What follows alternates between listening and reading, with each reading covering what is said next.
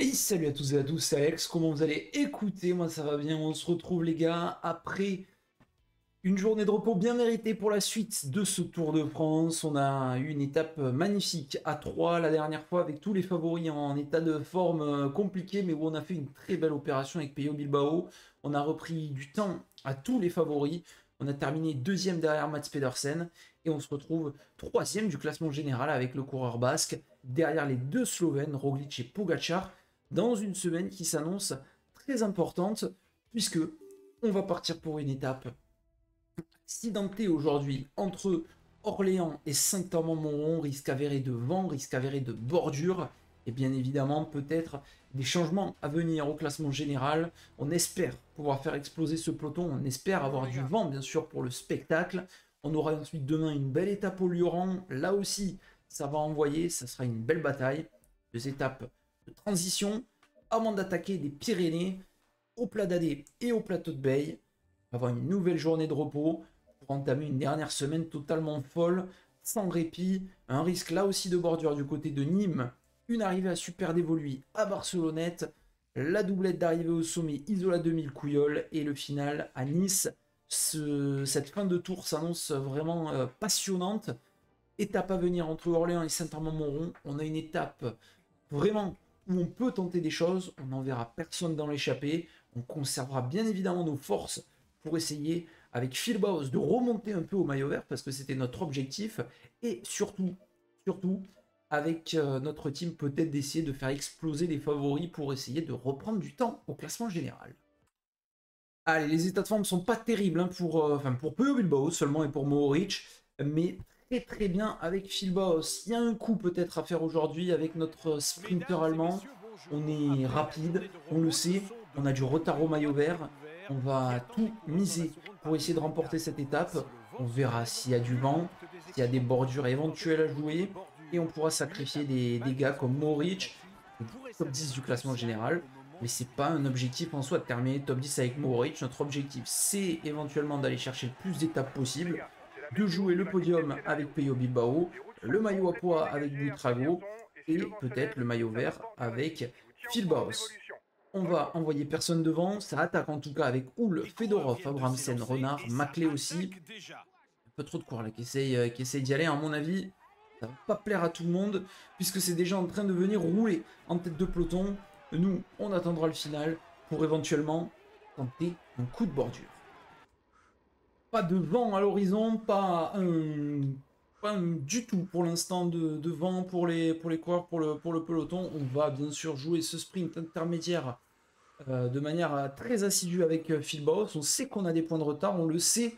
On en a seulement 71 des points dans ce classement. Mats Pedersen est déjà à plus de 200. Mais bon, on ne sait jamais. On peut éventuellement faire un autre retard petit à petit. On sait que ce maillot n'est pas encore joué. Et on sait surtout que bah, y a des possibilités de chute, de pas mal de circonstances de course qui peuvent faire que voilà, ce classement est loin d'être plié. Alors, on va lancer. On est pas mal, là. On est pas mal. C'est Bini Girmay qui lance le premier. Cavendish aussi qui essaye de passer avec Arnaud Delis. On est bien avec Phil Bauhaus. Et par contre, Bini Girmay est très très bien là sur ce sprint. Il avait lancé de très très loin Bini Girmay et on va passer juste derrière lui. 10 points pour nous. Ensuite, on a Cavendish. J'ai l'impression que Pedersen en a mis beaucoup. Hein. Déjà, Van Poppel, Delis, Jacobsen, Van Aert. Et il n'y a toujours pas de Philipsen, si, Philipsen et Pedersen. Et Buitrago qui passe en 15e position. Impeccable. Il nous reste encore 57 km maintenant à parcourir. Ça va être encore bien long tout ça pour aller chercher la ligne d'arrivée. Surtout s'il n'y a pas plus d'animation que ça dans ce final. C'est dommage. On aurait bien profité d'un peu de bordure, d'un peu de vent. J'aurais du vent sur cette étape. Cette fois-ci, j'en ai pas. Bon, ben, ça prouve bien que c'est aléatoire, que c'est pas tout le temps. Mais bon, c'est dommage. Ça aurait un peu pimenté cette étape qui vraiment peut être très très très intéressante avec le vent. Oui, on est dans la deuxième zone, donc je pense pas qu'on en ait. On en a pas maintenant. On en a pas eu dans la première. On n'en aura pas dans la dernière non plus. Le vent, malheureusement, qui est absent des débats aujourd'hui. Donc ça sera normalement un bon gros sprint massif. De tête qui ont moins de 3 minutes d'avance. Renard, Abramsen, Maclay et Rex. Regardez, le peloton, attention, qui est un peu en train de se casser en deux parties là. Donc on va quand même rester positionné aux avant-postes. On sent qu'il y a des accélérations un peu partout. Peyo Bilbao s'est replacé lui. Très bien. Buitrago qui aura des opportunités demain de partir dans l'échappée au Lioran. Avec sans doute une doublette devant. Duo peut-être plus Buitrago. Justement laisser souffler peut-être Buitrago dans le final s'il est moins bien. Et permettre à Woodpools voilà, de faire ce qu'il sait faire tout simplement. On a dû avoir peut-être un autre abandon encore si je dis pas de bêtises. Dans cette étape, on en a trois. On a Bennett qui est... Ah non, c'était sur la précédente étape. Non, il me semblait qu'il y en avait un autre. Il me semblait qu'il y en avait un quatrième qui avait abandonné. Non, Bennett, on l'avait déjà vu. Encore 50 km, 2 minutes 30, l'écart qui est en train de bien se réduire. Les équipes de sprinters, bien évidemment, qui sont à la planche. On essaye de pas trop dépenser d'énergie, mais on devrait pouvoir faire ce sprint, je pense, aujourd'hui avec Phil Baos, puisqu'il y a encore 50 km à parcourir. En ligne droite, quasiment, enfin en ligne droite, avec aucune ascension de répertorié, visiblement pas de vent non plus pour pimenter le tout. Ça devrait rester comme ça jusqu'à la fin de l'étape. Avec les équipes de sprinters qui se relayent, et ça roule un peu plus fort maintenant avec Lidl, Jayco Alula, Lotto Destiny et Alpecin de Koenig. 4 équipes donc pour amener ce peloton, 4 équipes de sprinters, les coéquipiers de Pedersen, de Philipsen, les coéquipiers de Deli et également, bien évidemment, de Jasper Philipsen. Et de Dylan Groenewegen, j'avais déjà cité. Philipsen, c'est Groenewegen pour l'équipe Jayco Alula. Attention aux champions des Pays-Bas sur cette étape. Tadej Pogacar qui reste lui aussi aux avant-postes. Il a un peu peur peut-être Tadej Pogacar. Parce qu'on va avoir peut-être du vent dans cette partie finale, on le verra, mais je ne pense pas. 2 minutes maintenant, l'écart qui est en train de bien se réduire avec une semaine qui ne sera pas décisive, ça c'est sûr, mais qui sera très importante. Si en vrai on a du vent sur cette étape, ça peut jouer, c'est sûr, mais dès demain avec le Lioran qui pourra peut-être faire des dégâts. Et ensuite en fin de semaine avec les Pyrénées, l'arrivée au Plat d'Adé, l'arrivée bien sûr au plateau de Bay qui s'annonce terrible. Avant une dernière semaine totalement folle avec un risque de bordure du côté de Nîmes et avec 2 étapes pour les baroudeurs mais pas sans danger pour les leaders du général avec les arrivées à Barcelonnette et à Super Dévoluy. Et le triptyque final, Isola 2000, Col de la Couilleule et le contre-la-montre entre Monaco et Nice, ça s'annonce quand même terrible pour terminer ce Tour de France.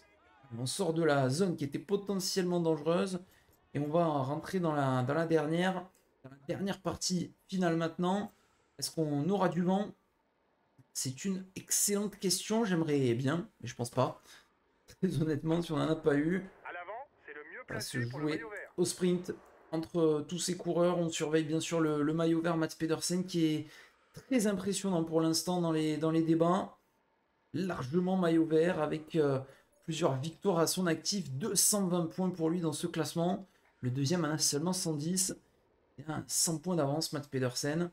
On va bien évidemment devoir reprendre petit à petit, partir peut-être dans les échappées aussi avec Phil Bauhaus pour essayer d'aller chercher quelques petits points importants.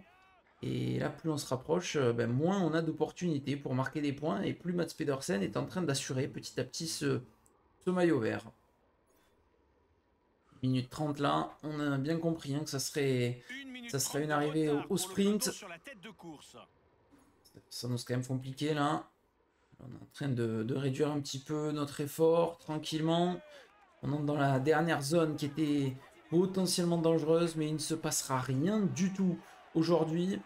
Étape tranquille, calme plat. Aujourd'hui, rien à se mettre sous la dent malheureusement. C'est dommage, on aurait bien aimé avoir un petit peu d'épices.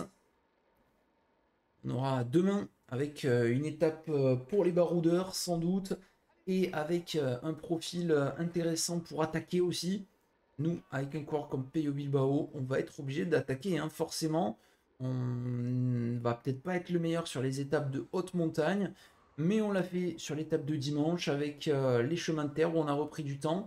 On peut le tenter au Lioran, voilà, sur des étapes comme ça. On pourra essayer des choses. Si on peut mettre Vingard déjà le plus loin possible, avant la haute montagne, ça peut être cool. Après, on a vu qu'au Galibier, on était au niveau de Jonas Vingegaard. Donc, voilà, tout est encore faisable et possible sur ce Tour de France. On n'a pas encore dit notre dernier mot. Et bien sûr, le décisif, ça sera les 3 dernières étapes. Mais bon, podium, faut aller le sauver tous les jours. Pour le moment, il n'est pas en bonne forme, mais j'ai bon espoir qu'il ait une bonne forme sur les étapes décisives, hein, Bilbao, parce que il gère bien avec une forme pas terrible. Donc, s'il nous claque vraiment de très très belles formes, ça pourrait être sans doute très très très intéressant de tenter de retourner de belles situations et qu'on ait de quoi faire. 1 minute 12, hein, ça réduit, ça continue de réduire petit à petit. Personne de distancé du peloton, à part Ryan Gibbons, mais ça fait un moment qu'il est à l'arrière du peloton, Ryan Gibbons. Le peloton est encore bien groupé. Tous nos coéquipiers sont là, on les voit, les maillots de la Bahreïn. Oh, il est bien aujourd'hui, j'espère qu'il sera bien demain pour l'étape du Lioran. Ça sera très important d'avoir un bon Santiago Buitrago et d'avoir surtout, un deuxième coureur dans l'échappée. Bon, ça dépendra du résultat. Si on voit que là, on arrive à gagner l'étape, peut-être on le mettra en début d'étape dans l'échappée pour essayer d'aller chercher des points.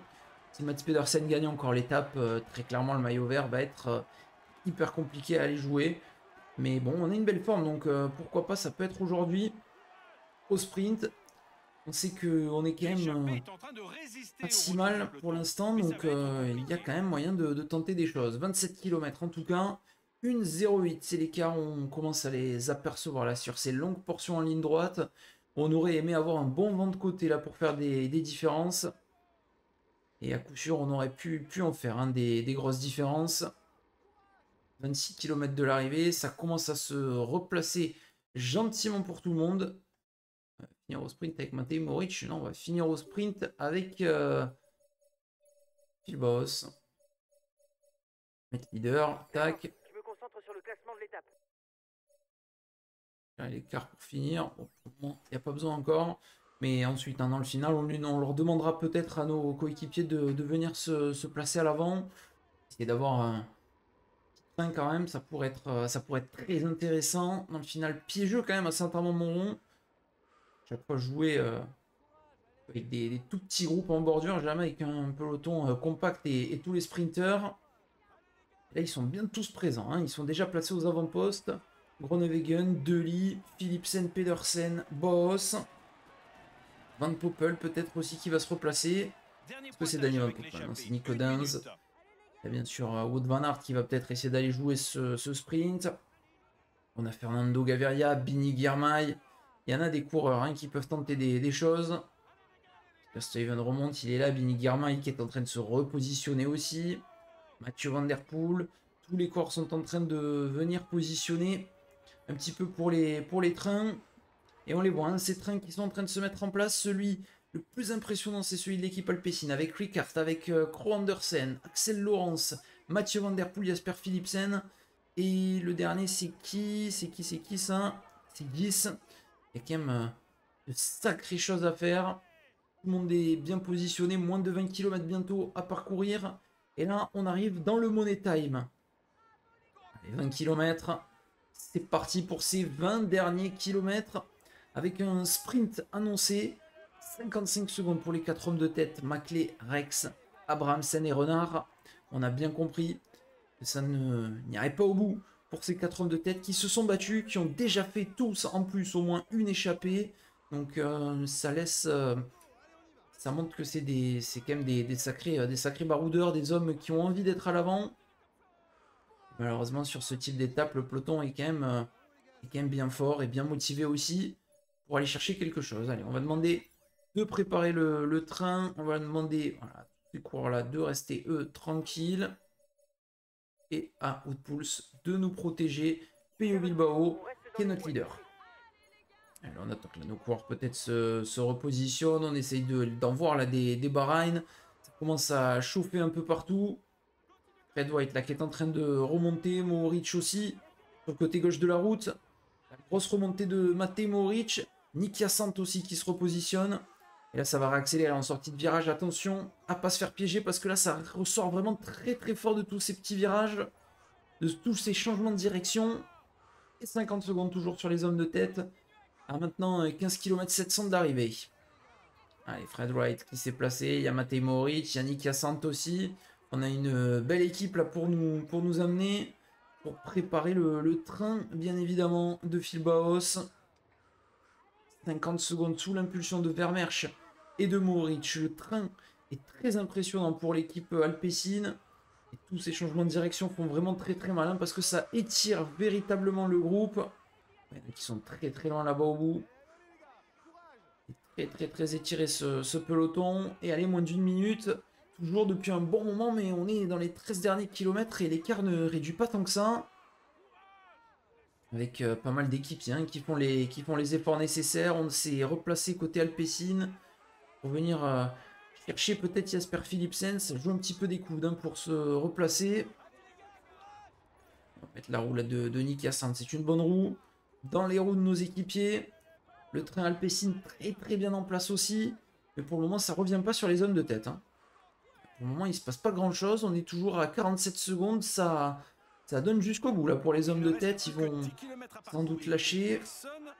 Les Yates qui replacent Ronewegen pour le train. Pourtant, ils ont quand même du très très lourd. Hein, cette équipe Jayco Alula avec Luc Durbridge notamment. Ils ont également Luca Mesgek, Michael Matthews. Ils en ont de très très bons des coureurs. Et la route là par contre qui est encore un peu plus étroite. J'ai l'impression que la route est très étroite par contre. On essaye nous de rester positionné mais c'est pas évident. Ça joue vraiment des coudes.